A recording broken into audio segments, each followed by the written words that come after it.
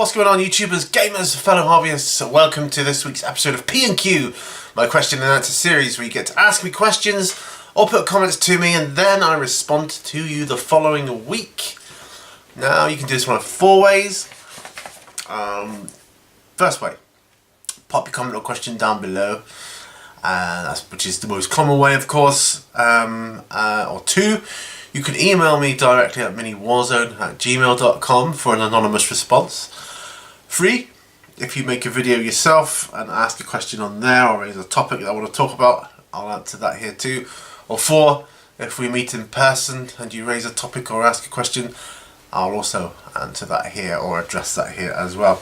So I've got dry lips or something, but I've got a cup of tea, so we're all good to go. Right now, this week I have 2 video questions, 1 personal question, and the rest are the comments from last week. So I'm going to start with I'll start with the personal question first, because this is the only one. Obviously someone I met. One of the questions they asked me, which I want to talk about here, is why did you choose to go to Prague? Well, several reasons really. The main reason, literally the main reason, is for a book research for Mrs. Mini Warzone's 3rd book, because she's nearly written the 2nd book, and looking for material for the 3rd book. She kind of had an idea, or I kind of interjected some ideas as well, and it involved a very gothic-y, vampiric type place, city, and what better than Prague? You know how gothic that is. I mean, it's unbelievable. The architecture in Prague and the history behind every single building, literally, it just had to be there. And plus she went with them earlier in the year with the Fantabulous Beasties, of course. From what she said about that, I was like, well, that seems to be the perfect place to go then, doesn't it? You know, plus we have a little bit of familiarity of area then as well to go by, so it wasn't totally alien. So that's primarily the reason why. Forgive me, I've got a bit of cold hands today. I've only just come out into the studio this morning and put the heating on. It is Saturday, as I say. I'm recording these on Saturdays now, but still go up on a Monday. So that's the question that I was asked in person. Anyway, so that's that one. Next, I'll do the video questions. First one comes from Kuja and Kiwi on the Hire a Hobby Sunday. Says, if you could choose to have a battle between 2 Primarchs, then who would you choose and why? And who would win? I would choose Horus and Angron of the World Eaters. Obviously Horus needs no introduction. Why 2 Agents of Chaos? I don't know. Why not? I'd be interested to see how favoured Horus was, given that he wasn't actually transformed into a demon prince and Angron was. So that's kind of interesting to me. I mean, I suspect the main reason was largely because he needed to be able to get close to the Emperor at that particular time of the big betrayal and so on. But I'd like to see a battle between them. And who would win? I think Horus would win somehow. I think he would, because he's like the chosen one of the bad guys, isn't he? I think Horus, but I would choose Horus and Angron, definitely. See a demon prince battling a bona fide Primarch, but a bad one. I mean, the main one. So that would be my choice. Okay, so that's that. Thank you for that question. That's a good question you posed there. I just realised my cup's got some tea all over it. I've spilt. Oh well, never mind. It's actually the last cup of tea I brought back from the last tea bag I brought back from Prague, or the trip away. It might not have been Prague. It might have been where we were staying the night before up in Bristol. But either way, it's the last remnants of the holiday. The next video question, this is a good one, comes from Black Country Wargamer on his Ask My Audience video. That's a great question. I love this question. He says, what was your favourite board game growing up? And he was talking about some like Formula 1 racing game, which looked quite cool when he was describing it. Well, this depends. My favourite board game growing up, it varied depending on what age I was. Now, when I was young, primary school age, my favourite board game was Haunted House. It was called Haunted House.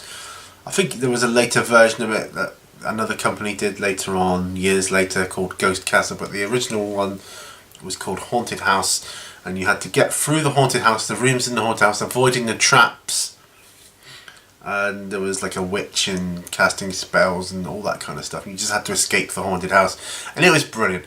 That, for me, really was probably my first ever experience of a miniatures board game, because they had miniatures of the characters of you were like the children trying to escape,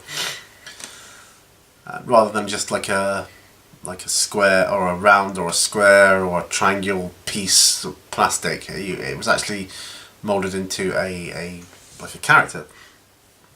So that was kind of my first experience of that. And I loved that game. I absolutely loved it. I didn't own it. My cousins owned it, and every time we went around, I begged them, literally begged them to play this game, because it was, I just loved it. I love ghosts and spooky stuff and all that. And I still do to this day, but more so then. And in the end, my cousin, she handmade me a version of this game. Well, she made a board, drew out the circles, it was not squares, but the circles to go through. She made a 4-section rooms that you could put together, and she did all the artwork on it, and she did a brilliant job. I don't suppose she'll ever watch my videos, or even if she even knows. She lives in Germany now. I don't suppose she even knows I'm a YouTuber, but if she was to ever watch this video, I would hope that she would see that she's left me with a very fond memory of my childhood, and it's something that will stay with me forever. I'll never forget that. It was just brilliant. Later on, around about that time, there was another game I really enjoyed. Not as much, but I enjoyed it. It was called Dad's Army. You know, Dad's Army. There was a board game. So I quite like that. But then later on, I had two more. We're talking, secondary school, we moved to Plymouth, new circle of friends and so on. And then I discovered Monopoly. Played that with my friend, and it became more of who could cheat the best as opposed to who was best at the game. And the other game I favoured was Escape from Colditz. They still do it now. I think they've revamped it, but Escape from Colditz and Monopoly was the last kind of from my childhood growing up was my favourite board games. Brilliant question, Carl. Love that question. Takes me right back. Okay. So I've got a bit of a tickle in my throat. I'm still getting over this chest and cough. Dear me. Right. So on to the questions from last week's video. From Idic Beer 40k. Says you're already a Lord, Pete, so you're halfway there to an Overlord, lol. Haha. That was to do with the question from Super War Gamer, yeah. Are there any foods that you like that you hadn't liked in the past? Nice Q&A as always, as usual, and I always like and share. Thank you. Yes, I know you do. You're a scholar. Thank you for that.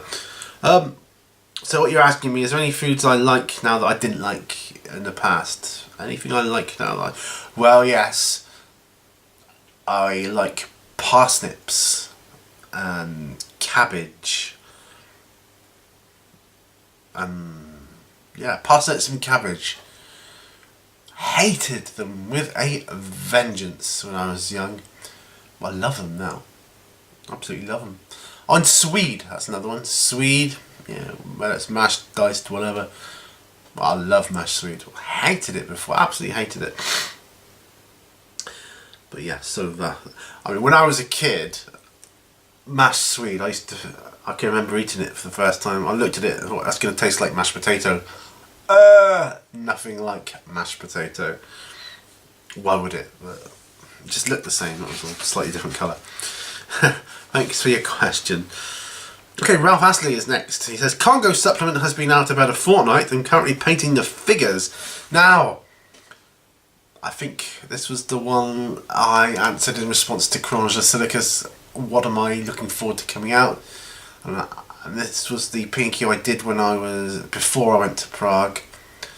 And I wasn't aware that it was out already, the supplement, and you may have seen my unboxing of it. I am super excited for this one. I haven't even started reading it yet. I'm that excited about it. I'm going to allow myself a proper day and some time, possibly Monday, because I've got a busy day in the house Monday, so I'm going to be doing that then. Well, I'm waiting for my medication to arrive. It's not really a busy day, that's just nonsensical. I'm waiting for my medication to arrive, so I can't leave the house. So I'm going to allocate that day to reading up on Congo. And we had a short exchange here on the replies. I was saying I'm looking forward to playing it. Ralph said about emailing you when you're on a game, when I'm on a game. Because I've got not many days left in November that I'm available, what I'm going to do, Ralph, if you see this, I'm going to email you a list of days I am available, and then you can just pick what one is the most suitable for you, and we'll do it that way. I can't do it here now because I haven't got the calendar in front of me, but yeah, but I'll email you after I've recorded this. Okay, so yeah, looking forward to reading through that. That's going to be awesome. Okay, who's next? Super Wargamer just says, nice being you. Thank you, Super Wargamer.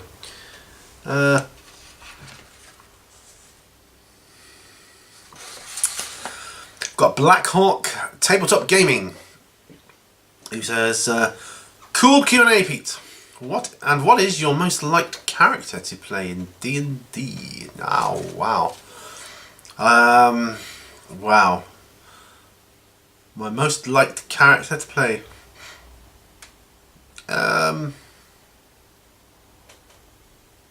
You mean character class? I'm guessing you mean character class. Well, that's probably going to be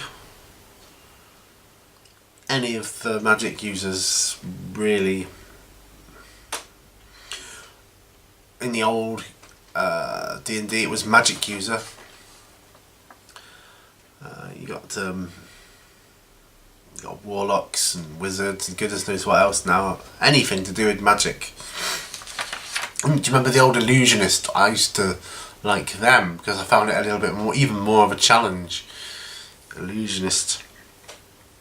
He was one of my favourite characters, classes to play in the old D&D.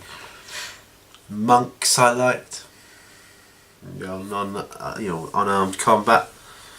I suppose now it would be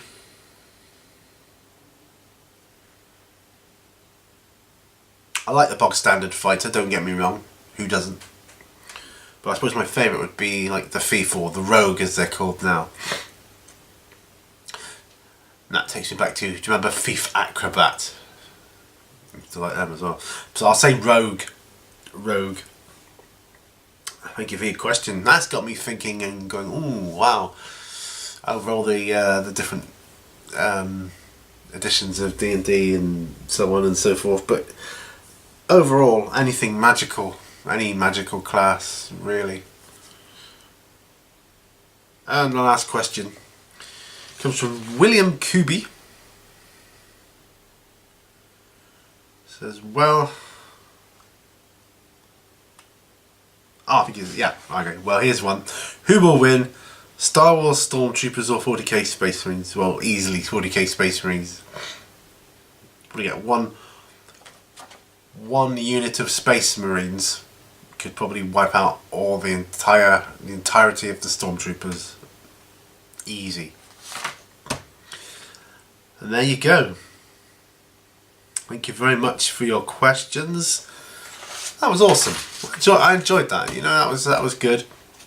I love answering questions, as you know. It's one of my favourite